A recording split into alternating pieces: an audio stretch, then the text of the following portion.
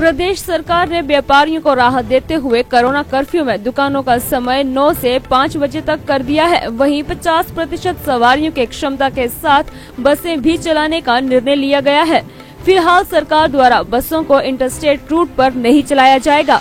व्यापारियों ने सरकार के इस फैसले का स्वागत किया और उन्होंने कहा कि अब पर्यटन कारोबार से जुड़े कारोबारियों का व्यवसाय कुछ हद तक पटरी पर लौट सकता है। अब कोरोना काल में अनलॉक की प्रक्रिया जिस तरह से शुरू हुई है, तो कुछ समय के बाद सरकार भी जो है वो अलग अलग तरह से लोगों को कोरोना में मूवमेंट करने के लिए छूटें दे रही है, उसको थोड़ा थोड़ा रिलीफ कर रही है। तो उसी के प्रक्रिया में, उसी की कड़ी में सरकार ने जो 14 तारीख से कुछ और रिलैक्सेशंस जारी की हैं, उसमें जैसे दुकानों का समय बढ़ाया गया है, 9 बजे से 2 बजे की बजाय अब 5 बजे तक कर दिया गया है। तो 8 घंटे का समय मुझे लगता है काफ़ी है। और दुकानों का समय बढ़ाने के साथ साथ जो पब्लिक ट्रांसपोर्ट खोली गई है, इससे इस समय को बढ़ाने का औचित्य भी जो है वो जाहिर हो जाता है और इसका फ़ायदा भी मिलेगा, क्योंकि दुकानें खुलने के बावजूद भी जो कस्टमर था वो ज़्यादातर शहरों में, ग्रामीण क्षेत्रों से ही आता है। तो ट्रांसपोर्ट बंद रहने की वजह से उनको उतना फ़ायदा नहीं मिल रहा था। तो सरकार का ये निर्णय भी कहीं ना कहीं ज़्यादा बढ़िया है, दुकानों का समय बढ़ाने के साथ साथ ट्रांसपोर्ट को खोलना। दूसरा सबसे बड़ा निर्णय जो सरकार ने लिया है वो ये है कि RT-PCR जो बाहर से लोग आते थे उनके लिए अब कंपल्सरी नहीं है, अनिवार्य नहीं है।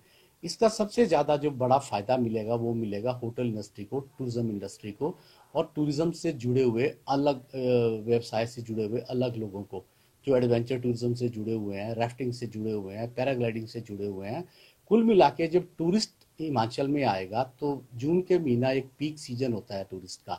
तो मुझे लगता है जो उनका 1.5 साल से पीछे को नुकसान हुआ है, पिछला सीजन भी जो उनका था व्यर्थ चला गया था, तो उतना तो नहीं कमा पाएंगे, लेकिन मुझे लगता है कि उसकी काफ़ी हद तक भरपाई जो है वो पर्यटन इंडस्ट्री जो है वो कर लेगी। तो ये एक अच्छा निर्णय सरकार का रहेगा उनकी फेवर में भी। लेकिन मैं एक बात जरूर कहना चाहूँगा कि सरकारें और प्रशासन जब निर्णय लेती हैं तो उनकी एक सीमाएं होती हैं, उनकी भी एक बाध्यताएं होती हैं। आप उदाहरण के तौर पे किसी भी डॉक्टर के पास चले जाइए, कुछ भी टेस्ट करवा लीजिए, आपको डिजीज़ है, आपको डॉक्टर दवाइयाँ लिख देगा, लेकिन सारा प्रयास व्यर्थ चले जाएगा जब आप वो दवाई खाएंगे ही नहीं।